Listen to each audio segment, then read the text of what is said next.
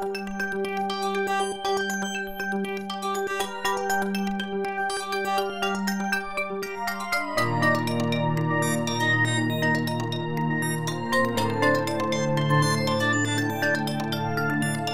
us about your work at JPL. Well, first of all, I'd like to say good day, Australia, and greetings here from NASA's Jet Propulsion Laboratory. Oh, very good. And so, what's your work here? What's your area of research?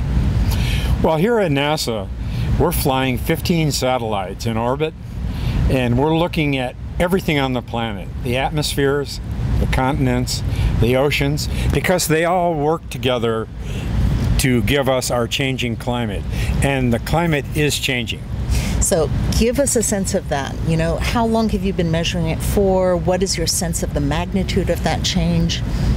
Well, the scientific record is about 150 years long for climate on the planet. But we've been flying satellites now anywhere between 20 and 40 years, monitoring the atmosphere, the oceans, in great detail. And NASA really gave us our first views of the entire planet. For instance, the oceans cover 70% of the planet. And before NASA and the great Topex Jason series of satellites, which have been flying for 2 decades now, almost 75% of the planet went unmonitored and unmeasured. How amazing. And so for these last 20 years, you've built now this picture of a changing climate, and how does that look? Well, what we see now is that we're definitely living in a warmer world. Yes.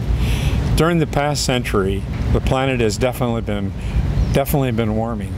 And of course, associated with that, it's melting. The great ice sheets, Greenland, Antarctica, the terrestrial glaciers.